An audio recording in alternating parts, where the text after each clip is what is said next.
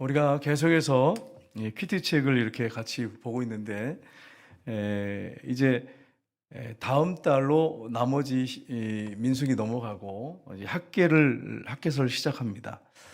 여러분, 학개는 선지자였습니다. 바벨론의 이스라엘 백성들이 포로로 잡혀가게 되는데 우리 한번 잠깐 사진을 한번 보겠습니다. 남유다의 왕들이 있었는데 그 남유다의 마지막 그 세 왕이 나옵니다. 성경에 보면 여호야김 왕인데 그가 하나님 말씀 불순종하고 끝까지 잘못된 길을 걸어가고 또 바벨론을 왕을 대적하고 애굽을 의지하고 그 여호야김 왕이 11년 통치한 후에 느부갓네살에서 끌려갑니다. 그리고 그 다음에 이제 1, 2, 3차에서 포로로 끌려가게 되는데 여호야긴 왕입니다. 여호야김의 아들인데 3개월을 통치했습니다. 그도 바벨론을 대적하다가 결국은 쇠사슬에 묶여서 끌려갑니다. 그 다음에 이제 시드기야 왕 마지막 왕인데 시드기야 왕은 11년 동안 이제 통치를 하는데 그도 동일하게 그 길을 걸어갑니다. 그리고 결국 시드기야는 끌려가가지고 그 눈앞에서 자기 아들이 느부갓네살 왕에 의해서 참수형을 당하고 그 다음에 눈을 뽑히는 비참한 일을 이 시드기야 왕이 당하게 됩니다. 그래서 이스라엘이 그래서 멸망을 했어요. 계속 포로로 끌려가요. 그러니까 다음 사진 한번 보시면 이렇게 해서 포로로 이제 끌려가는 사진을 누가 이제 그려놨는데 막 예루살렘 성은 다 불타고 성전 다 불타고 그리고 포로로 끌려가는 이런 일이 일어났습니다. 그리고 이제 오늘 본문에 어떤 일이 있었냐면 바벨론 포로로 끌려간 다음에 그 마지막 포로로 끌려간 때가 마지막 멸망이었죠. BC 586년이었습니다. 그리고 한 50년쯤 돼가지고 하나님의 특별한 은혜가 있었습니다. 그래서 1차 포로가 작지만 귀환을 해가지고 뭘 했냐면 성전 건축을 했습니다. 그게 BC 536년입니다. 1차 포로 귀환 때 성전 건축을 시작했습니다. 그런데 성전 건축을 꾸준하게 해서 성전을 건축해야 되는데 완성을 못했어요. 그 게으름도 있고 또 여러 가지 핑계가 있고 그러다 보니까 어떤 문제가 생기냐면 이스라엘 백성들 가운데 하나님이 재앙을 내리셨어요. 고통이 그들에게 더해졌습니다. 그래서 16년 가까이가 이 성전을 건축하다 중단이 된 것입니다. 그런데 오늘 본문에 보시면 하나님이 학개 선지자를 불러서 백성들에게 다시 성전을 건축하라고 그렇게 이제 강력하게 권고하고 있는 것을 우리가 본문 말씀에서 볼 수가 있습니다. 그래서 BC 520년, 16년 후에 공사가 재개돼가지고 결국 이 성전 공사가 완공이 됩니다. 그래서 오늘 1장에 쭉 보시면 강력하게 성전 건축을 해야 된다고 하는 것을 이야기해서 결국은 이제 이스라엘 백성들이 성전을 건축하는 그런 내용이 아주 자세하게 기록이 되어 있습니다. 이 성전을 건축하기 전까지는 이스라엘 백성들이 재앙을 당했어요. 큰 고통과 재앙을 당했습니다. 그래서 오늘 1장 이 전체를 우리가 보면서 이 학개 선지자를 통해서 우리가 받을 교훈이 있습니다. 우리에게 주시는 말씀을 우리가 살펴보기로 합니다. 첫 번째는 먼저 하나님께 우리가 우선순위를 두어야 한다고 하는 것입니다. 오늘 본문에 어떻게 시작되냐면 1절에 보면 다리오 왕이라고 되어 있는데 원래는 다리우스 이렇게 되어 있습니다. 원어상에 다리오 왕이 황제가 된 지 왕이 된 지 2년 6월 1일에 하나님의 말씀이 학개 선자에게 임했습니다. 그래서 학개 선자에게 임해가지고 오늘 2절을 보시면 이렇게 되어 있습니다. 같이 읽겠습니다. 만군의 여호와가 이같이 말하 이르노라. 이 백성이 말하기를 여호와의 전을 건축할 시기가 이르지 아니하였다 하였느니라. 여러분, 이 말씀이 맞을까요? 이스라엘 백성들 전체의 여론이 이거예요. 50년 만에 처음으로 1차 포로에서 돌아왔어요. 성전 건축하라고 하나님 보내신 거죠. 근데 하다가 중단이 됐습니다. 그래가지고 한동안 계속 성전 건축을 미루니까 재앙이 오고 고통이 왔어요. 그런데 이스라엘 백성들이 하나같이 뭐라고 하냐면 뭐라고 합니까? 이 백성이 말하기를 여호와 전을 건축할 시기가 아직 이르지 아니하였느니라. 이게 얼마나 이게 변명입니까? 이게 얼마나 잘못된 핑계입니까? 하나님은 그들에게 성전을 건축하라고 먼저 보냈어요. 왜냐하면 남은 20년 후에 포로들이 이제 2차, 3차로 돌아오거든요. 그래야 성전이 있어야 예배를 드릴 거 아니겠어요? 그래서 하나님이 그래서 보냈어요, 먼저. 그럼 성전을 건축해야 되잖아요. 근데 지금은 그런 때가 아니라 그러면서 때가 아니라 그러면서 미루는 거예요. 여러분, 왜 이런 일이 벌어졌습니까? 그들의 삶에 하나님이 우선순위가 아니었기 때문입니다. 우리도 하나님이 우선순위가 아니면 자꾸 이 핑계, 저 핑계 됩니다, 여러분. 근데 그게 남 얘기 같지 않아요, 여러분. 저를 포함해서 여러분도 해당되는 말씀이에요. 교회 일을 하려고 하면 이 핑계, 저 핑계 대고 지금은 때가 아닙니다. 그러면서 이런 경우가 있어요. 하나님이 정말 때가 아니어서 아닌 경우가 있어요. 근데 분명히 볼 때 때인데 아닙니다. 때가 아닙니다. 지금은 때가 아닙니다. 또 이제 제자훈련, 사역훈련, 뭐 성경 공부하자 그러면 지금은 때가 아닙니다. 여러분 이거 한번 잘 생각해 보셔야 돼요. 이거 잘 생각해 보셔야 돼. 때가 아니라고 하는 건 내 생각이지 하나님이 우선순위가 아니기 때문이에요. 내 생활이, 내 삶이, 직장이 우선순위고, 그러니까 또 여러 가지 또 내가 해야 할 일이 있어요. 그런 게 우선순위니까 이건 나중에 해야 됩니다. 그리고 내가 할 일이 있습니다. 그런데 그 말은 참 못하고 지금은 때가 아닙니다. 이렇게 하면서 다음에 하겠습니다. 이렇게 얘기한단 말이에요. 여러분이 한번 이 부분에 대해서 한번 생각을 깊이 해보셔야 돼. 저를 포함해가지고 정말 하나님이 우선순위인지, 기도하는 가운데 하나님 말씀하시면 내가 지금 힘들고 어려워도 아멘하고 순종할 수 되는데 많은 경우에 그러지 못합니다. 그래서 뭐 핑계를 대고 있잖아요. 그래서 4절 5절에 보시면 이렇게 되어 있습니다. 4절 5절 같이 읽겠습니다. 이 성전이 황폐하였거늘 너희가 어느 때에 이때에 편박된 집에 거하는 것이 옳으냐. 그러므로 이제 만군의 여호와가 이같이 말하노니 너희는 너희 행위를 살필지니라. 아멘. 여기 판벽한 집이 뭘까요? 판벽한 집. 성전은 지금 건축하다 중단돼가지고 황폐해가지고 있는데, 여러분 짓다가 멈추면요 황폐하게 돼 진짜. 근데 황폐하였거늘 너희가 이때에 판벽한 집 이렇게 돼 있어요. 우리 한글에. 근데 원어상에 보면 호화주택이에요. 집을 자기 집을 잘 꾸미고 잘 짓고 그렇게 하는 것이 옳으냐? 이렇게 하나님 질문하시는 거예요. 학개 선지자를 통해서. 그러므로 이제 만군의 여호와가 이같이 말하노니 너희는 너희 행위를 살펴봐라. 그래서 재앙이 막 오고 막 고통이 오고 되는 일이 없었어요. 되는 일이 없었어. 이스라엘 백성들한테. 하나님 우선순위가 아니까 그래요. 하나님 우선순위가 아니니까. 되는 일이 없어. 되는 일이. 여러분 이 부분을 한번 질문해 보세요. 정말 하나님이 나에게 가장 우선순위인가? 하나님 뜻이면 아멘하고 그 뜻대로 나가는가? 만약에 그렇지 않고 다른 마음이 있다면 여러분 여러분의 삶 속에 참 어려운 일이 많이 있을 겁니다. 물론 하나님 훈련 과정을 줄 수도 있습니다. 근데 여보세요. 판벽한 집에 호화주택에 여러분 집을 포로로 돌아와서 이제 거기서 살아야 되잖아요. 그러니까 얼마나 집을 잘 꾸며놨겠어요 안에. 그리고 잘 지으려고 하지 않겠어요 여러분? 제가 이제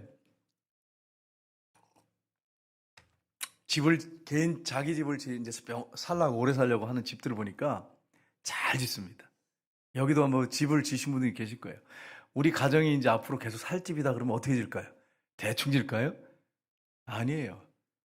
정말 잘 져요. 막 벽을 막 이중삼중으로 해가지고 튼튼하게 해가지고 막 냉난방 잘 될 수 있도록, 바람 하나 들어오지 않도록 그렇게 합니다. 내가 살 집이니까 앞으로 계속해서. 근데 남이 살 집은 그렇게 하지는 않죠. 적당히 이렇게 짓잖아요. 얼마나 잘 꾸미면서 막 그렇게 하려는데 하나님의 성전은 황폐하게 됐어요. 자기들은 화려한 집에 살면서.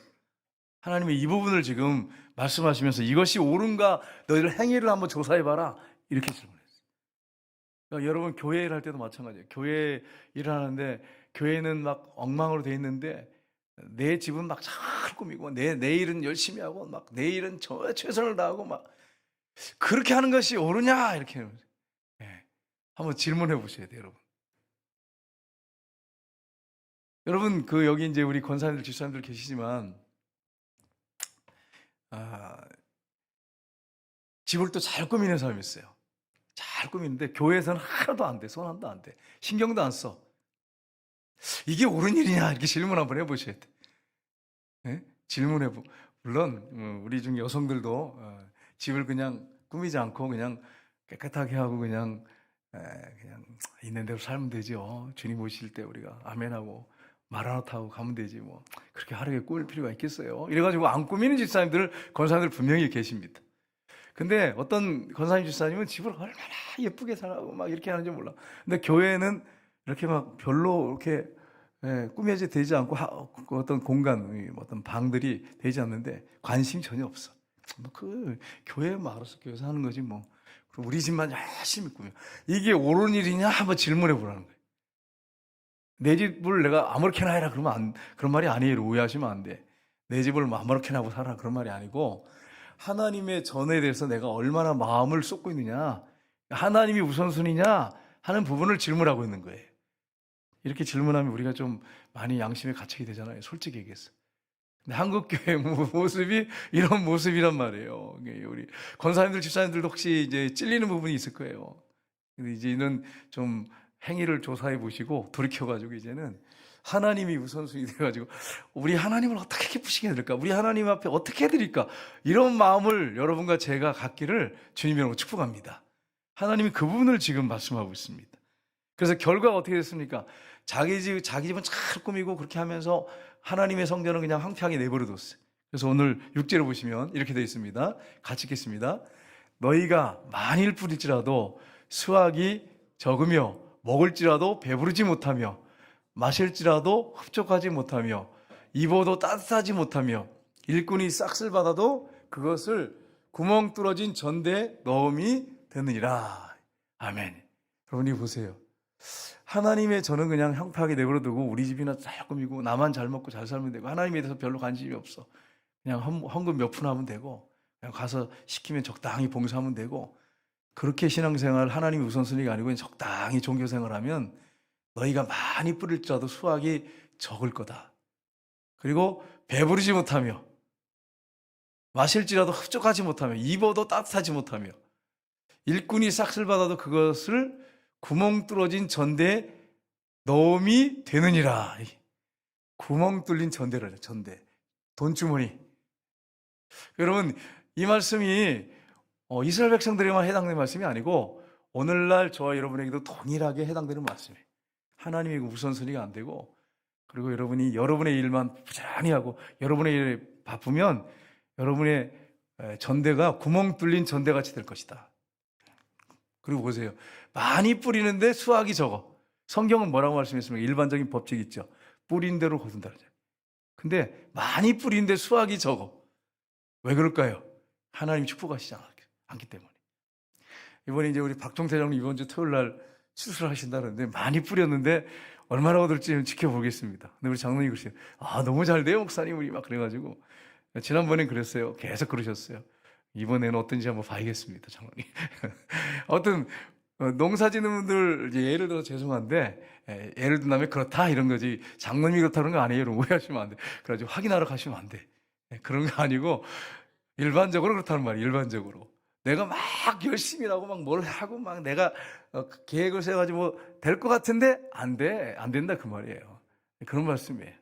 그러니까 여러분 이게 오늘날 한국교회나 우리 교회 성도들에게 그대로 적용되는 말씀이잖아요. 그래서 이걸 여러분 이 말씀을 보면서 우리 자신이 하나님 앞에 바로 서지 못한 게 있다면 빨리 돌이키고 회개하는 그런 삶을 우리가 살아야 됩니다. 그래야 하나님 받으십니다. 하나님 우선순위가 안 되면 하나님 받지 않습니다. 여러분 성경에 보면 예루살렘 교회에 큰 흉년이 왔어요. 예루살렘이 큰 흉년이 나가지고 교회가 그리고 헌금이 줄잖아요. IMF 터질 때 헌금이 교회들이 다 줄었어요. 그렇지 않은 게 혹 있을지 모르겠는데 대부분 거의 전반적으로 줄었다고 하더라고요. 그때 당시에. 요즘 같은 경우에는 이제 경제가 더 어렵다고 하니까 아무래도 교회가 좀 어렵죠. 어려운 부분도 있죠. 그런데 여러분 그러면 헌금을 안 하는 것일까? 교회가. 그게 맞는 것인가 하는 것입니다.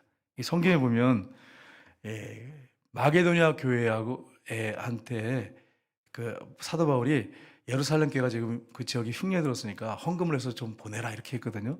그런데 그들이 핍박이 심했고 어려운 가운데서도요 헌금을 탁 모아서 영적인 것을 그들이 받았기 때문에 육적인 것으로 섬기는 것이 당연한 거죠. 그래서 헌금을 모아서 예루살렘 보냅니다. 여기에 대해서 고린도후서 8장 5절을 보면 이렇게 되어 있습니다. 같이 읽겠습니다.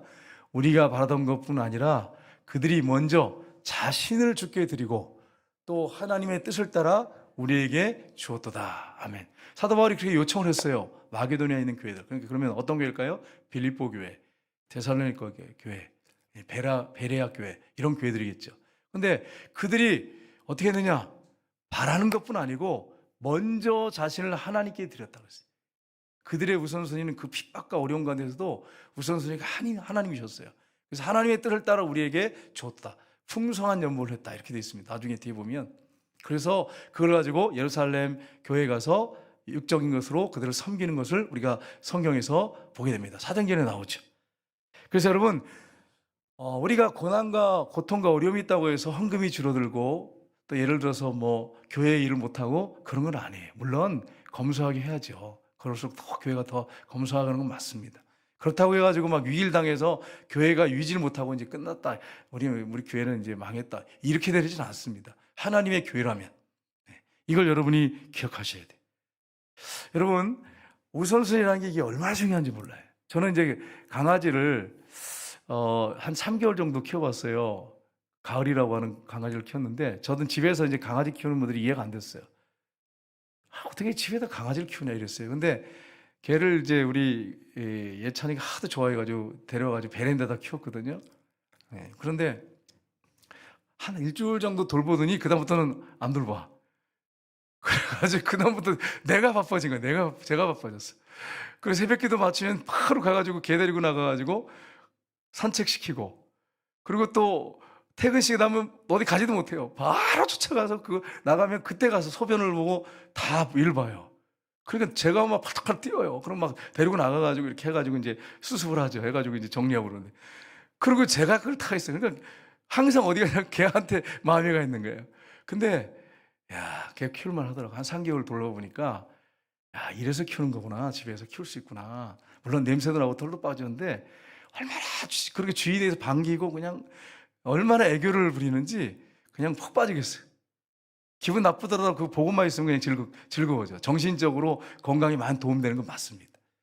근데 제가 이제 친척집에 갔어요. 친척집에 갔는데 이제 그 집에 이제 강아지를 키워요. 누리라고 이제 강아지를 키우는데 목사님, 우리 가정에서도 순번이 있습니다. 누리가 보는 순번이 있대. 그래서 무슨 말이냐고 그랬어요. 그랬더니 내가 1번이고요. 우리 남편이 2번이고요. 막내가 3번이고요. 큰애가 4번째래. 딱 내가 얘기하면 바로 순종한대. 근데 2번이 하면 가끔 이렇게 시큰둥 하면서 해준대요. 3번이 하면 해주긴 하는데 몇 번 얘기를 해준대. 4번은 번째만 하지 않대. 4번째. 그러면서 순위가 정해져 있다는 거예요, 강아지가. 난 몰랐어, 이런 걸. 몰랐는데 순번이 정해져 있대. 여러분 뭐 강아지 키우신 분도 알 거예요. 그래가지고 내 말을 딱 하면 그냥 바로 온대. 그리고 막 반길 때도 나 반기는 거하고 4번 반기는 거하고 차이가 많이 난대. 물론 반기긴 반기지만. 그러니까 여기 순위가 딱 정해져 있는 거예요. 우선순위가 정해져 있는 거예요. 여러분 개도 우선순위가 정해져 있는데 여러분과 저는 어떤가. 그래서 한번 가만히 생각해 보셔야 돼요. 여러분 가정에서 여러분의 우선순위 누구십니까? 첫 번째가 하나님이신 건 당연히 이건 당연히가 돼요. 당연히 돼요. 두 번째는 누굽니까? 여성들이 대답을 하셔야 돼. 제가 대답을 못하겠어요. 2번이 누굽니까? 남편이란 말을 못해. 그렇게 안 했거든. 그렇게 못 살았거든. 아들이나 딸이 두 번째거든. 그 대답을 못하는 거야, 대답을. 여러분, 하나님께서 질서상 오해하지 마세요. 자녀들 사랑하고 우리가 생명 바쳐서 키우고 양육하는 게 맞죠. 지당한 거예요. 하나님 우리에게 맡겨주셨기 때문에. 그러나 가정에서 여러분이 생각할 때 하나님이 가장 우선순위가 돼야 되고 질서상 남편을 두 번째로 생각하셔야 돼요. 두 번째로. 이 권사님들한테 질문하지 않겠습니다. 혹시 또 시험 들까 봐 집사님들한테. 남편이 두 번째가 돼야 돼. 남편을 세워줘야 돼. 그래야 하나님이 그 가정을 축복하세요. 유대인들의 교육 방법이 있어요. 유대인들은 어떻게 교육하냐면 지금도 그래요. 남편이 아내의 머리에 손을 얹고 축복해요. 축복 기도를 해줘요. 그러면 아내가 자녀들에게 손을 얹고 축복해줘요. 순위가 분명하게 정해져 있어요. 그게 뭐 계급이 아닙니다. 이러고 오해하시면 안 돼. 계급은 아닙니다. 근데 그렇게 질서를 하나님이 세워놓으셨어. 그러니까 여러분이 그걸 잊지 마세요. 교회에서도 만약에 질서가 없다면 어떻게 되겠어요? 한번 생각해 보세요. 네 팔 네가 흔들고 내 팔 내가 흔들고 알아서 다 하고 그러면 어떻게 교회가 유지되겠어요? 학교가 어떻게 유지되겠습니까? 요즘에 학교가 심각하잖아요. 네. 군대도 지금 심각해서 고참들이 군 생활 못하겠다 힘들어 죽겠대. 여기 군 우리 출신 계시지만 이게 참 어이없는 일들이 군대에 너무 많이 벌어져가지고 군대에서 고참이 대접받는 게 아니고 고참 대접받으려는 건 아니지만 이 뭐 밑에 하극상 완전히 밑에 애들이 막 그냥 난리야 난리.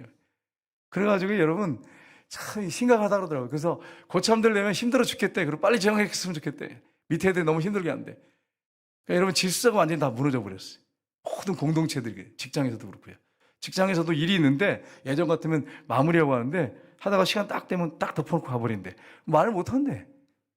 여러분 이게 얼마나 심각합니까 여러분.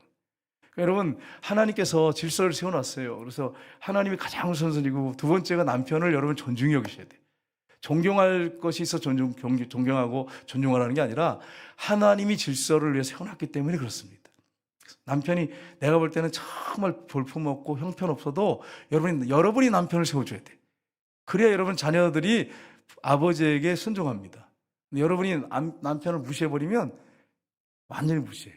그 얘기를 하더라고. 개를 키우니까 보니까 개들도 어떤 사람을 무시하면 그 사람 무시한대. 개도 똑같이. 여러분 또 이런 거 있잖아요. 여러분이 강아지 끌고 나갔는데 그 강아지를 발로 차고 해보세요. 다른 사람들도 여러분 강아지 안 차겠어요? 당연하죠. 남편을 하나님 질서상 세웠기 때문에 존중히 여겨주셔야 돼요. 그렇게 하다 보면 하나님께서 남편을 통해서 역사하시는 일들이 있습니다. 가정의 제사장으로 남편을 하나님 세우셔서 그 가정을 기름 부으시고 축복하십니다. 그 여러분이 기억하셔서 남편을 세워주셔야 돼요. 남편을. 아내를 귀하게 여기고 아내를 위해 생명을 바쳐야죠. 남편은요. 그건 당연히 해야 할 일입니다. 그러나 아내들이 해야 할 일이 남편을 세워주는 일입니다. 그걸 여러분 잊지 마세요. 근데 가장 우선순위 누구냐? 하나님이세요. 하나님께 여러분의 마음이 늘 가 있고 하나님이 가장 우선순위가 돼야 됩니다. 이게 안 돼버리면 여러분 교회 뭐 일이 있어도요. 내일 다 하고 짜투리 시간 드리려고 그래요. 하나님 그거 받지 않습니다. 와서 그냥 대충 뭐 일하고 이런 거 하나님 받으실 것 같아요? 안 받습니다. 안 하는 것보다 혹시 나을지 모르겠지만 안 받으세요. 하나님이 가장 우선순위가 돼야 돼요. 그래서 하나님께서 말씀하시면 뭐 옥사 말을 지금 얘기하는 거 아니에요. 오해하시면 안 돼. 내 말 잘 들으라 그럴 말하고 지금 설교하는 게 아니에요. 하나님께서 말씀하시고 하나님의 선한 뜻에 의해서 교회가 움직일 때 하나님의 일을 할 때 하나님을 가장 우선순위 두셔야 돼요. 이거 보세요. 오늘 본문의 이스라엘 백성들 보세요. 지금 성전 황폐해가지고 이제 70년 되면 다 포로로 귀환하면 하나님께 예배드리고 막 그래야 되잖아요. 자기들이 또 예배드려야 되고 빨리 그렇게 세워서. 근데 지금 때가 아니라고. 뭐 어느 때? 하나님이 지으라고 보냈는데. 여러분에게 이런 핑계를 댄단 말이에요. 하나님 우선순위가 아니면 이런 핑계를 대게 돼 있습니다. 여러분과 제가 이런 핑계를 안 댔으면 좋겠습니다. 주님 말씀하시면 우리가 순종하고 나갔으면 좋겠어요. 두 번째는 하나님께 드리는 예배를 회복해야 됩니다. 오늘 5절에 보면 너희는 너희 행위를 살펴봐라 이렇게 말합니다. 내면을 살펴보고 너희 마음의 동기를 살펴봐라 이런 말씀이죠. 오늘 7절 8절 보시면 이렇게 되어 있습니다. 같이 읽겠습니다. 만군의 여호와가 말하노니 너희는 자기 행위를 살피지니라. 너희는 산에 올라가서 나무를 가져다가 성전을 건축하라. 그리하면 내가 그것으로 말미암아 기뻐하고 또 영광을 얻으리라. 여호와가 말하였느니라. 아멘. 이렇게 자꾸 미루고 있으니까 학계선지자를 통해서 하나님 뭐라고 말씀하세요? 뭐가 없니 때가 아니니 이러고 있으니까 자기 집은 나 화롭게 짓고 잘 꾸며놓고 그러니까 산에 올라가라. 가서 나무를 갖다 해다가 건축해라. 하나님 이렇게 말씀하세요. 그리하면 내가 그것으로 말미암아 기뻐하겠다. 영광을 얻으리라. 하나님 말씀하십니다. 여러분 예배가 회복돼야 되잖아요. 사실은 여러분 성경에서 다윗을 보세요. 다윗은 왕이 딱 돼가지고 예루살렘 왕이 된 다음에 제일 먼저 한 게 예배 회복이었습니다. 그래가지고 법궤가 어디 있는지 찾아라. 그래가지고 내가 법궤 찾기 전까지는 내가 눈꺼풀을 감지 않겠다고, 눈을 감지 않겠다고, 그리고서는 여러분 침상에 오르지 않겠다고 하고 법궤를 찾아가지고 나서서 법궤를 찾아가지고 갖다 놓고 휘장을 쳐놓고 하나님 앞에 예배드린 걸 그렇게 기뻐했어요. 하나님 영광 받으셨죠. 그러니까 여러분 다윗의 우선순위는 하나님이셨어요. 항상 하나님이셨어요. 그러니까 이렇게 한 거예요. 근데 사울왕은요 전혀 관심이 없어요. 사무엘 선자는 사역이 바빠가지고 선자가 그 당시에 이렇게 보니까 엘리 이 대를 였는데 그렇게 막 레위인들이나 제사장들이 막 떠받쳐서 같이 하고 이런 사람들이 없어. 아들들은 불량자 됐잖아요. 엘리 아들들도요. 사무엘 아들들도 뇌물 받고. 사무엘 선자는 굉장히 바빴어요. 기도하는 거 바쁘고. 그래서 성경에 보면 순위하면서 이렇게 사역했다고 되어 있어요. 성경에. 근데 다윗은 왕이 됐어요. 왕이 되니까 제일 먼저 한 게 뭐냐면 회복이었어요. 그래서 법궤를 찾아놓고 휘장 가운데 놓고 거기서 하나님 앞에 늘 예배드리는 것을 기뻐했어요. 그러니까 하나님이 이새의 아들 다윗을 만나면 내 마음에 합한 자로다. 그리고 하나님이 다윗을 너무너무 기뻐하셨어요. 이 시편에 보시면 다윗이 지은 시들 보세요. 그 구구절절이 얼마나 은혜가 됩니까? 하나님이 얼마나 영광 받으셨습니까? 여러분과 저의 삶 속에 이 부분을 체크를 해보셔야 돼요. 난 하나님을 우선순위에 두고 예배드린 거 기뻐하는가, 예배 회복이 나에게 있는가 하는 부분입니다. 지금 성전이 없어서 예배를 못 드리는데 지금은 때가 아니라 그러고 미루고 있어요. 여러분 보세요. 하나님이 우선순위가 아니기 때문에 그래요. 예배 회복이 전혀 안 돼 있잖아요. 예배 드릴 생각 없잖아요. 이스라엘 백성들이요. 그러니까 종교생활 하는 거죠. 종교생활. 그 부분을 말씀하고 있습니다. 여러분 학개서 1장 9절을 보시면 하나님 말씀하시죠. 같이 읽겠습니다. 너희가 많은 것을 바랐으나 도리어 적었고 너희가 그것을 집으로 가져왔으나 내가 풀어버렸느니라. 보세요. 풀어버렸느니라. 같이 읽겠습니다. 나 만군의 여호와가 말하노라. 이것이 무슨 까닭이냐. 내 집은 황폐하시되 너희는 각각 자기 집을 짓기 위하여 빨랐음이라. 아멘. 아까는 뭐라고 말씀하셨어요? 하나님께서 구멍 뚫린 전대같이 많이 뿌렸지만 적게 거둔다 그러듯이 이번에 뭐라고 하세요?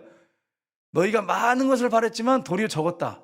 그리고 너희들이 어떤 것을 가지고 왔는데 내가 불어버렸다는 거예요. 훅 불어버렸다는 거예요. 그럼 없지요. 뭐가 있어요? 하나님 불어버리면 없잖아. 아니 밑빠진 독이 돼버린 거죠. 나 만군의 여호와가 말하노라. 이것이 무슨 까닭이냐. 내 집은 황폐하였는데 너희는 각각 자기 집을 짓기 위하여 빨랐음이니라. 이렇게 말씀하세요. 여러분 하나님께 우선순위이고 하나님을 여러분이 존중히 여기고 하나님을 그렇게 대우하고 섬기면 하나님이 여러분에게 복을 주십니다. 이게 꼭 물질적인 복이라고 생각하지 마시고 그게 어떤 복이든지 주시는데 특별히 영적 복입니다. 여러분에게 맞는 복을 주시니까 제가 말씀드리는 거예요. 그래서 우리가 이 일을 먼저 하시는 것이 중요하다고 하는 것을 여러분 기억하셔야 됩니다.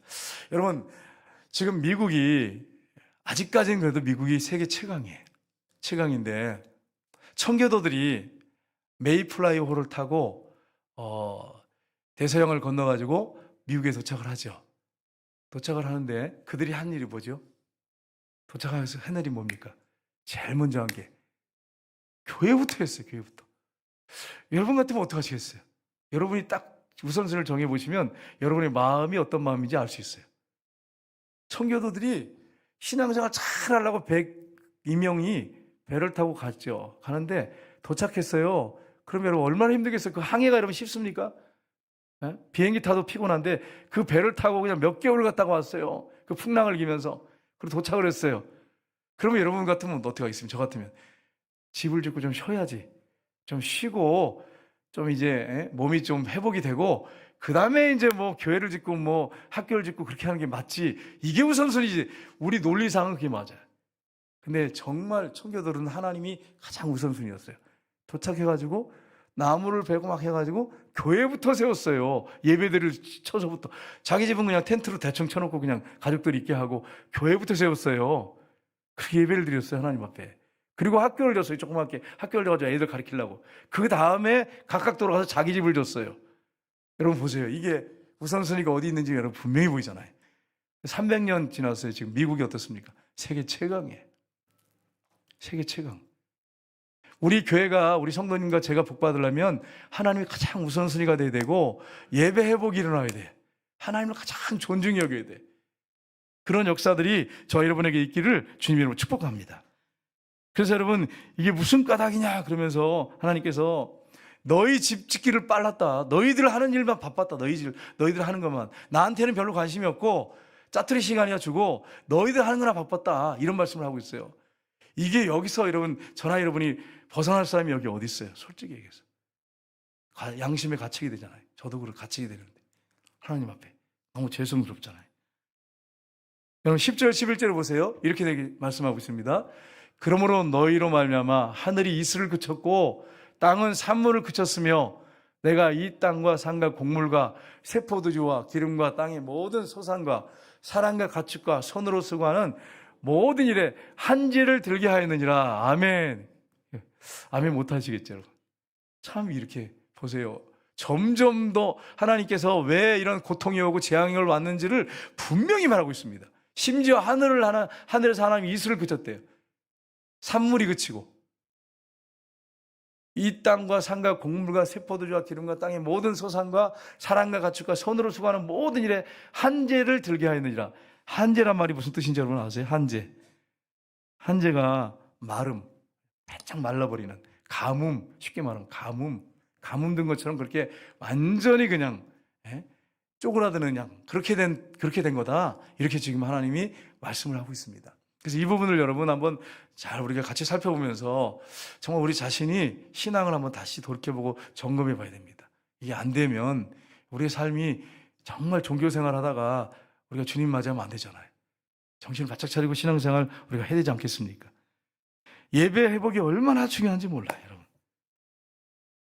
가정 예배 회복, 또 여러분의 개인 삶으로 예배, 교회 예배 회복, 이거 정말 중요합니다. 그럼 여러분이 생각하는 예배는 뭐죠? 여러분 자신한테 한번 질문해 보세요. 여러분이 생각하는 예배는 뭡니까? 일반적으로 생각하는 예배는 우리가 어떤 형식을 생각할 때가 많습니다. 그래서 우리 같으면 이제 주일날 예배 딱 가서 묵도하고 뭐 이렇게 하면서 찬양하고 기도하고 또 성경 읽고 설교하고 뭐 이렇게 헌금하고 이렇게 생각하죠. 또 집에서 가정 예배 드릴 때도 또 여러분이 정해놓은 그게 있잖아요. 그래서 그렇게 순서대로 하는 거 예배라고 생각합니다. 물론 그렇게 드리는 게 예배 형식이지, 형식. 근데 중요한 거는 안고 빠진 찐빵이 될 수 있어요. 가장 알맹이 빠져버리는 찐빵이 될 수 있어요. 무슨 말이냐면 하나님을 깊이 알아가는 게 예배입니다. 하나님 앞에 경배하고 찬양하는 것도 예배지만 또 한 가지가 하나님을 깊이 알아가는 게 예배예요. 근데 하나님에 대해서 몰라, 전혀 모르는데 그냥 형식적으로 그냥 막 찬양도 하고 그러면서 또 성경 읽고 그리고 나누기도 하고 그런데 마음은 딴 데가 있어. 그러고서는 딱 하고 이제 다 같이 주기도문 하겠습니다. 예배 다 드렸습니다. 이러고 예배 마치셨다고 생각하면서 위로를 하면서 오늘도 예배 드렸구나. 자, 이런 예배를 하나님 받으시겠냐 말이에요. 마음이 없어, 마음이. 하나님이 우리의 마음과 생각을 살피시는 분이신데. 그래서 여러분 이 부분을 여러분이 잘 한번 살펴보셔야 됩니다. 하나님을 안다고 했을 때 지식적인 알만 얘기하는 게 아니고 하나님과의 일대일의 관계적인 알을 얘기합니다. 그분을 깊이 알아가는 거. 이게 진짜 예배예요. 그래서 성경에 보면 호세아 선지자가 외쳤던 게 뭡니까? 여호와께 돌아가자. 여호와께 돌아가자. 힘써 여호와를 알자. 거기서 말하는 알다는 야다란 단어, 야다. 이게 무슨 말이냐면 지식으로 하는 게 아니라 체험적으로 하는 것입니다. 인격 대 인격이 서로 관계 가운데 체험적으로 하는 걸 야다란 단어를 썼어요. 그러니까 여러분이 삶 속에 늘 주님이 함께 하시고 그분이 어떤 분인지를 아는 거, 그게 예배예요. 근데 여러분, 이제 유튜브 같은 데 보면요. 어떤 게 있냐면 선교사님들이 예배를 인도하는 그런 그룹이 있어요. 근데 우리 같이 이렇게 강단상에 서가지고 제가 막 설교를 하고 이렇게 여러분이 앉아서 이제 같이 찬양하고 설교 듣고 그게 아니고 거기를 보니까 의자에 앉아, 선교사님이 앉아 계시고 삥 돌려 앉아 계셔가지고 이렇게 성도님들이 자, 우리 다 같이 묵도하겠습니다. 그래서 성경을 읽고 설교를 앉아서 하시더라고요. 제가 보니까 그게 주일날 같은데 숫자가 얼마 안 되니까 이렇게 가족처럼 이렇게 앉아서 드려요. 그럼 여러분 이런 예배를 만약에 이제 이렇게 교회에서 늘 드리던 분들이 거기에 한번 참여했다고 하면 어떤 생각이 들까요? 이게 무슨 예배야? 이런 생각이 안 들겠어요? 우리는 어떻게 형식에 묶여 있어요. 형식을 제가 필요 없다 그러는 게 아니에요. 오해하시면 안 돼. 형식에 묶여 있어. 그래가지고 무슨 게 이런 게 예배야? 목사님이 강대상에 딱 서서 설교하시고 그리고 또 같이 이렇게 찬양하고 뭐 찬양대가 또 찬양하고 뭐 찬양팀이 찬양하고 그게 예배지. 이런 생각에 우리 갇혀 있어요. 그렇지 않아요. 우리가 하나님과 인격적인 교제 가운데 깊이 들어가고 우리 마음을 그분한테 드리고 나가는 것이 그게 예배예요. 그게 하나님과 진정한 인격적인 만남이 예배예요. 그분을 깊이 알아가는, 인격적으로 알아가는 것이 예배입니다. 근데 이걸 생각하지 않고 자꾸 형식에 묶이려고 그래요. 그러니까 여러분 이 형식 때문에 싸우는 교회도 있어요, 여러분. 그래가지고 이제 어떤 목사님이 저 주일날 이제 예배드리는데 우리 형식을 우리 교회는 안 그래요. 우리 장로님들은 프리해가지고 얼마든지 하나님께서 뭐 하시려고 하면 다 준비되어 있어요. 하나님이 앞으로 인도에 그렇게 해주셨으면 좋겠어요. 근데 장로님들하고 당회에서 싸우는 저 목사님하고 뭐로 가지고 싸웠냐면 우리가 찬양을 오전에 많이 들다가 대표기도 하는 사람이 나와서 대표기도 하고 그리고 찬양대 찬양하고 사회자 없이 그리고서 설교하고 헌금하고 끝냅시다 이렇게 했어요. 그랬더니 목사님 그러시면 되겠습니까? 그게 말이 됩니까? 전통적인 예배가 있는데 그게 예배라고 하면 되겠습니까? 복음성과 예배 시간에 그 중간에 빼셔야죠. 지금도 그런 분들이 계세요. 형식이라고 생각하는 거예요. 형식이라고 예배를. 그 형식을 제가 무시하는 건 아닌데 형식 예배가 아니고 하나님과 인격적인 만남과 만남 그분을 깊이 인격적으로 알아가는 것이 예배. 이거를 놓쳐버리니까 이게 예배 그러면 막 그거 가지고 싸우는 거죠. 그럼 여러분 제가 이제 질문할게요. 성경에서 예배라고 하는 부분이 많이 나오거든요, 단어가. 근데 성경에서 예배 순서대로 제대로 드린 우리 같이 지금 드리고 있는 것처럼 드리는 그런 예배가 있나요? 창세기부터 계시록까지 없어요. 그럼 지금 우리가 드리는 예배는 그럼 어떻게 정해졌어요? 목사님 이렇게 질문하잖아요. 종교개혁자들, 특별히 칼빈이 우리가 하나님 앞에 나갈 때 어떻게 예배를 드려야 될까? 형식이 필요하겠다. 왜냐하면 혼자 드리는 게 아니고 많은 군중이 같이 예배 드리는 거잖아요. 성도님들이. 그래서 그러면 시편송을 합시다. 그래서 시편을 우리하고 좀 달라요. 그 당시에는 시편을 낭독하고 찬양을 하고 설교하고 헌금하고 그렇게 했어요. 정식 그때 당시에 정해진 거죠. 근데 여러분 그게 형식이지 성경에는 없어요. 이렇게 하면 하나님 영광 받으시겠다. 형식을 정해서 드리는 것뿐이에요. 그런데 우리는 어떻게 생각하면 그게 형식의 예배라고 생각하는 거예요. 그렇지 않아요. 여러분 가정에서 여러분이 하나님과 깊은 인격적인 교제로 만난다면 그게 예배인 거예요. 그리고 삶 속에서 여러분이 생활 속에서 늘 주님과 동행하면서 대화하면서 주님의 뜻에 순종하고 나가는 것이 그것이 예배예요. 삶으로 예배예요. 여러분 제가 이제 우리인교회를 갔어요. 우리인교회. 그래가지고 가서 설교를 하다가 한번 구흥교회 여러분 주님의 이름으로 축복합니다. 그랬더니 목사님 우리 구흥교회 아니에요. 그래. 그 동네가 구흥 동네라고 구흥. 그래가지고 구흥교회거든요. 우리인교회입니다. 그래서 난 우리인교회가 뭔지 몰라가지고 우리인교회가 뭐지? 서울로 이제 우리인교회. 그 선교사님이 우리는 교회입니다. 이걸 우리는 교회입니다. 이러면 또 교회 이름을 어떻게 간판으로 우리는 교회입니다. 이게 안 되잖아 말이. 그래서 그냥 이걸 확 줄여가지고 우린 교회. 우린 다 교회다. 그래서 우린 교회라고 이름을 줬다는 거예요. 우린 교회. 여러분 만약에 그걸 문장을 이렇게 서술한 식으로 간판을 걸었다고 생각해보세요. 우리는 교회. 이게 안 맞잖아. 그러니까 우린 교회라고 딱 한 거예요. 여러분 우리는 모두가 교회예요. 그러니까 여러분이 생활 속에서 가정에서 사람들 만나고 직장 생활하고 그러면서 주님과 늘 함께하면서 그분과 교제하는 것이 그게 예배야. 여러분이 개인적으로 앉아서 기도하는 거, 주님과 깊은 대화를 하는 거, 그것도 예배야. 성경을 깊이 큐티하고 묵상하는 거 예배야. 제가 전에 어떤 분한테 큐티 하세요 그랬더니 큐티가 뭐예요? 어떤 그 예배드리는 데서 큐티가 뭐예요? 그랬더니 기저귀 이름이 큐티인데 기저귀 큐티라는 게 있다고 난 몰랐어요. 기저귀 이름이 큐티라는 게 있대. 기저귀 이름이에요? 이렇게 물어봤다는 거예요. 얼마나 당황스럽겠어요, 목사님이. 세상에 큐티를 갖다가 기저귀 이름 팔아요, 큐티라고 하는 게. 여러분, 큐티는 깊이 묵상하는 거잖아요. 이것도 예배.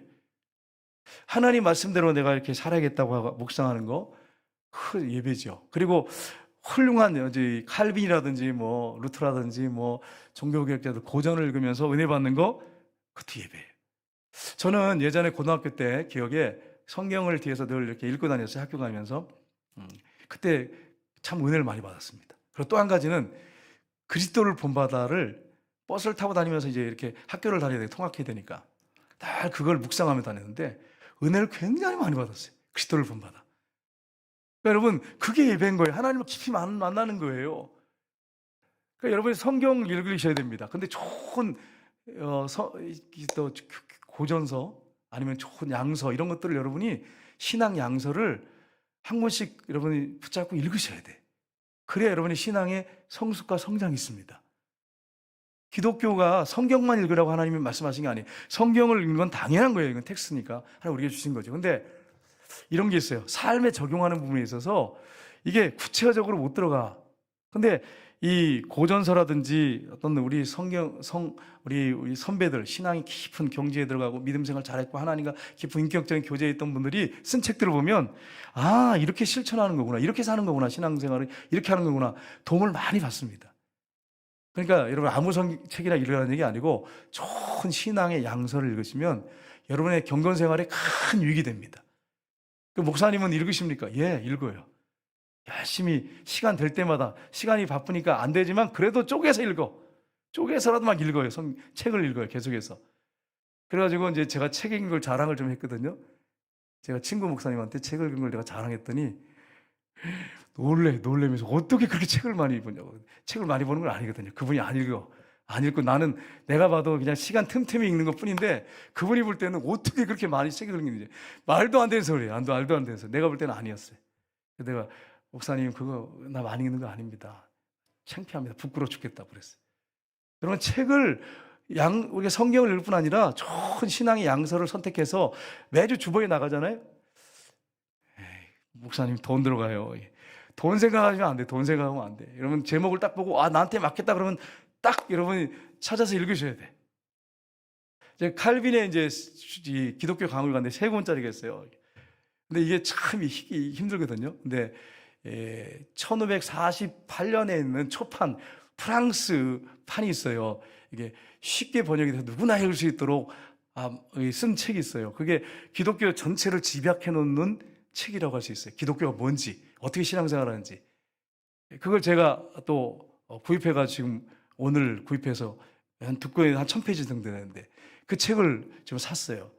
근데 제가 왜 이 말씀 드리냐면 우리가 신앙의 양서를 읽지 않으면 삶 속에서 구체적으로 교회에서 생활을 어떻게 하고 또 직장에서 사람들 만나서 어떻게 말을 하고 어떻게 행동하고 이런 것들을 성경에는 그렇게 구체적으로 나와 있지 않잖아요.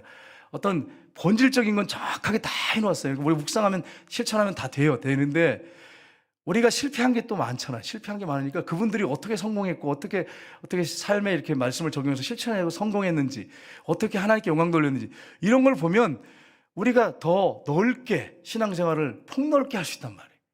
그래서 여러분이 양서를 읽어야 된다는 거예요. 근데 여러분 이단들은 특징이 뭐냐면 그런 걸 읽을 필요가 없다는 거예요. 뭐 무슨 책을 읽냐고 그러면서 목사들이 무슨 책을 그렇게 읽고 뭐 갔다가 그냥 설교하느냐고 막 그렇게 하는데 여러분 하나님께서 두 가지로 일하세요. 두 가지로. 무식한 교주들이 그래 무식해. 그러고서는 막 그걸 세뇌교육 시켜버리잖아요. 여러분 하나님께서 우리에게 두 가지를 주세요. 특별 은총이에요. 특별 계시 이렇게 하는데 성경 특별한 은혜를 주세요. 기도하는 가운데 주세요. 일반 은총이 있어요. 일반 은총. 하나님께서 신앙의 귀한 인물들에게 자기들이 받은 은혜를 쓰게 하셨어요. 이게 일반 은총이라고 하죠. 하나님 특별 은총과 일반 은총을 우리가 같이 보면서 은혜 받고 신앙생활을 폭넓게 하기를 원하십니다. 근데 완전히 일반 은총은 그냥 배제해버리고 특별 은총만 생각할 거예요. 성경 묵상하고 키티하니까 다 됐습니다. 기도 생활하면 됐죠. 뭘 하겠습니까? 그렇게 생각하는 게 우리는. 이건 특별 계시, 말씀, 특별 은총이고 두 번째는 일반 은총인데 이걸 무시해버리면 안 됩니다. 그래서 여러분 일반 은총도 귀하잖아. 예를 들어서 이런 거하고 똑같아요. 어떤 목사님은요. 이단들이 꼭 그러잖아요. 병원 갈 필요 없다는 거예요. 병원 갈 필요 없다는 거예요. 그러면서 기도해서 낫지 무슨 병원 가냐고 막 그러면서 야단을 쳐가지고 전에 몇 년 전인가 그래가지고 교회 목사님이 아들 둘 죽였잖아요. 뉴스에 막 나왔잖아요. 열이 펄펄 흐르는데 기도해서 낫겠다고 해가지고 병원 안 데려갔어. 그래서 아들 둘 나왔어. 뉴스 나왔어요. 여러분 이게 얼마나 교만한 겁니까? 교만이에요. 다른 말로 하면 교만. 하나님이 어떻게 역사하실지를 잘 살펴봐야지. 하나님이 의사를 그럼 뭐하러 하나님이 세우셨어요? 의사를 세우는 게 하나님께서 왜 세웠겠어요? 약을 왜 만드셨겠어요? 하나님이 창조한 거 가지고 거기서 개발해서 만든 게 약이잖아요. 하나님께로부터 온 거잖아요. 그건 다 무시해버리고 기도해서 그냥 무조건 낫겠다고 하는 건 교만이에요. 인간의 교만이에요. 근데 또 이런 사람이 있어요. 하나님 앞에 기도는 안 하고 그냥 아프기만 하면 기도 안 해. 의사에 대해서 기도도 안 하고 뭐 병원에 대해서 기도도 안 하고 그냥 쏜살같이 병원부터 찾아가. 기도는 하나도 안 하고. 그것도 문제야. 이건 또 믿음 없는 사람이에요. 진짜 이거 종교 생활하는 사람이에요. 근데 정말 하나님 앞에 기도하면서 내가 이렇게 몸이 아픈데 하나님 어떡할까요? 그리고 또 기도하는 가운데 깊이 기도하는데 또 하나님 내가 어느 병원에 갈까요? 또 의사 선생님 좋은 선생님 만나게 해주세요. 또 수술 받게 되면 하나님 수술 잘 받게 해주세요. 실수하지 않도록 잘하게 그렇게 해서 받게 해달라고. 그렇게 하면서 기도하면서 받는 거예요, 여러분. 제가 왜 이 얘기를 하냐면 제 아는 목사님이 이 책을 써서 저한테 줬어요. 대구에 계신 분인데. 근데 후회하는 게 있대. 그게 뭐냐면 사모님이 믿음이 좋으셔요. 기도 생활 많이 하는데 암에 걸리셨어. 근데 나 기도로 낫겠다고 병원 안 가시는 거예요. 병원. 고집고집 피우고. 그러다 돌아가셨어. 지금도 혼자 계시는 것 같은데 너무 힘들대 자기는. 외롭고 너무 힘들다 그러면서 내가 그때 고집해서 억지라도 끌고 가서 수술받게 했어야 되는데 나 가슴이 너무 아프다고. 그랬어요. 그러시더라고요. 그 책의 내용이 그래요. 여러분 하나님께서 수술을 받게 할 필요가 있어요. 그러면 수술을 해야지. 수술하고 하나님이 의사를 통해서 하게 하신단 말이에요. 여러분 크리스찬 의사들도 많이 있단 말이에요. 약 개발하는 것도 여러분 그게 그냥 나온 게 아니잖아요. 하나님 지혜 주셔서 나온 거잖아요.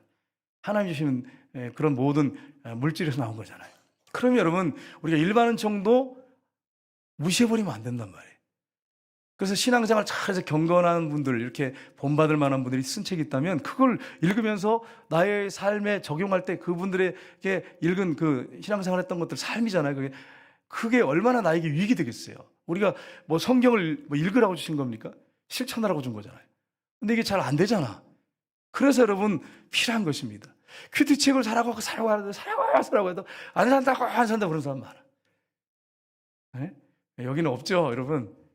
양심의 가책대로는 꼭 사세요. 연세 드신 권사님들 말고 눈에 막 안 보이고 그런 분들 말고 여기 보면 여기 그 간증들이 이렇게 쭉 한 편씩 들어있어요. 이게 60몇 개가 들어있어요. 지금 60개가 들어있어요. 그러면 큐티 하면서 여기 읽어보면 이게 이분들이 어떻게 실패했는지 실패한 것도 은혜가 되잖아요. 그러면 이걸 보면서 이게 이렇게 하면 안 되는 거구나.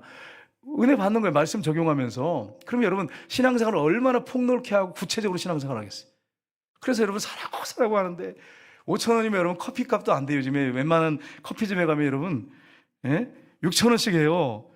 그런데 이걸 안 산다고 그리고 그냥 버티고 끝까지 안 사고 그냥 그리고 나중에는 또 하다가 힘들다고 해서 끊어. 또 전사님한테 전사님 나 못하겠어요. 그러면서 끊어버리고 하려면 끝까지 하든지 5,000원밖에 안 되는 거 가지고. 그러니까 그렇게 하지 마시고 우리 모든 분들 글을 볼 수 있는 분들은 좀 사가지고 묵상하시고 여기 간증집이라도 좀 정 안 되면 간증집이라도 읽고 시작하시면 좋겠어요. 하나님이 주신 이런 좋은 을바는 정을 우리가 무시하면 안 된다고 하는 걸 여러분 기억하셔야 돼요. 하나님이 주신 거잖아요. 경건한 신앙 인물도 하나님이 세우셨잖아요.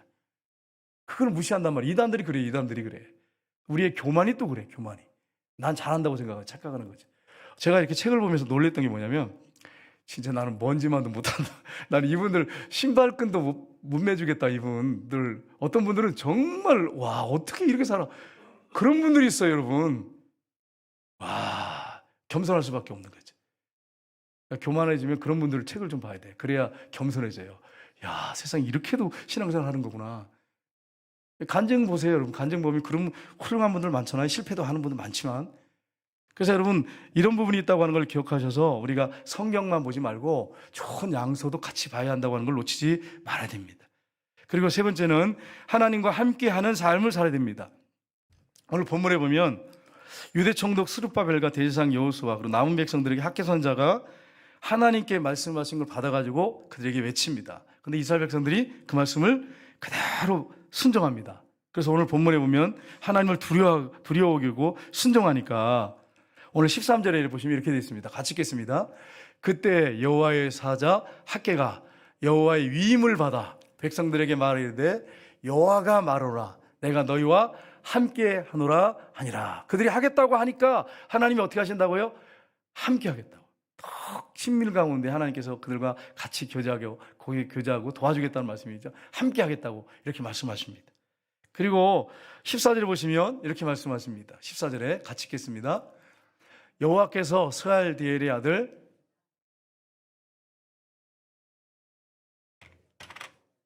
남은 모든 백성의 마음을 감동시키심에 그들이 와서 만군의 여호와 그들의 하나님의 전 공사를 하였으니 아멘. 하나님께서 막 역사하셔가지고 그들이 결단하니까 하나님이 막 지도자들의 마음을 감동시키시고 백성들의 마음을 감동시켜가지고 그 전공사를 하게 하시고 결국 성전을 완공합니다.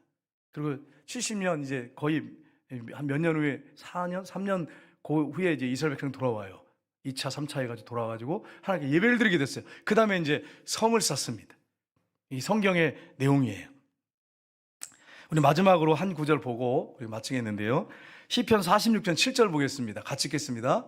만군의 여호와께서 우리와 함께 하시니 야곱의 하나님은 우리의 피난처시로다. 아멘. 여러분, 하나님 우리와 함께 하십니다. 그분이 우리의 피난처십니다. 여러분, 우리가 성령의 열매를 맺는다든지 우리가 신앙생활 잘하는 거 여러분과 저의 노력으로 되는 게 아닙니다. 우리 안에 계신 주님이 우리를 감동하시고 우리를 붙잡으셔야 어떤 일을 해낼 수가 있어요. 제가 늘 고민했던 건 뭐였냐면 이거였어요. 어떻게 내가 선한 목자인 예수님의 길을 따라갈 수 있을까? 이게 제일 고민이었어요. 이 문제가 제일 고민이었는데 많이 듣잖아요. 뭐 여기 사람한테 듣고 저 사람한테 듣고 이 목사님한테 듣고 저 목사님한테 듣고 결론이 뭔지 아세요? 여러분, 결론이 뭐냐면 내가 선한 목자가 될 수가 없구나. 그게 답이에요. 그럼 어떻게 되느냐? 나는 옛사람은 예수님과 함께 십자가에서 이미 죽었어. 끝났어. 그리고 부활하신 예수님이 내 안에 주인으로 선한 목자로 살아계시는데 그분을 철저하게 믿고 내가 순종하고 따라가면 그분이 선한 목자의 삶을 살게 하시는 거구나. 누가요? 예수님이. 내가 하는 게 아니고. 이게 정답이에요. 여러분이 신앙생활 할 때 나는 신앙생활이 이렇게 힘들고 안 되지? 왜 이렇게 어렵지? 그 이유가 뭐냐면 여러분이 안 죽었는데 이미 예수님과 함께 죽었는데 이걸 안 믿어. 그리고 예수님이 내 안에 살아계셔서 나를 통해서 신앙생활을 하게 하시고 승리케 하시는데 그걸 안 믿어. 오카노 목사님이 이런 말씀을 하셨어요. 이 예화만 하고 마치겠습니다. 유치원생이 아버지하고 배를 탔어요. 유치원 아이가 배를 탔어요. 근데 아버지가 노를 젓고 가는데 아빠 내가 할게. 그러면서 여러분 그 유치원생이 노 저면 앞으로 배가 갈 수 있을까요? 없을까요? 안 해봐서 모르죠. 우리도 이 가을에 배를 한번 노를 줘봤으면 좋겠어요. 여러분 유치원이 해봤자 이 가게에서 빙빙 돌지. 그러니까 아버지가 야 내 앞에 내 무릎에 앉아라. 그리고서는 딱 앉혀놓고 잡어. 잡았어요. 아버지가 위에 손을 잡았어. 노를 줬어. 갈까요? 못 갈까요? 갑니다. 이 얘기를 하시면서 우리가 하는 게 아니에요. 우리는 결단하고 그냥 주님 앞에 긍휼을 구하고 주님께 순종하고 따라가면 주님이 하신다는 거예요. 주님이 성령이 하신다는 거예요. 앞으로 나가고 우리 하는 목표 지점에 간다는 거예요. 이걸 오카노 목사님이 말씀하셨는데 제가 그게 한 20년, 30년 됐는데도 못 잊어버리지가 않아요. 그게 막 생각이 가끔씩 나요. 그런데도 무지해가지고 자꾸 이렇게 엉뚱한 생각을 하는 경우가 많아요, 여러분. 여러분이 하는 게 아니에요. 신앙생활 제대로 하려면 하나님 기뻐하는 신앙생활은 여러분이 하는 게 아니라 여러분의 안에 계신 여러분이 이미 죽었어요, 십자가에서. 근데 지금 팔팔 살아가지고 돌아다니고 팔팔 내가 살아서 막 그러니까 살아있으니까 성질 내고 그냥 내가 살아가지고 그냥 막 내가 뭘 하려고 하니까 실패하고 그냥 그리고서는 막 죄책감 들어가지고 막 좌절하고 절망하고 내가 살아서 그래. 내가 살아가지고 이미 죽었는데 여러분과 제가 죽었어요. 나는 이미 죽었습니다. 그리고 부활하신 예수님이 내 안에 살아계십니다.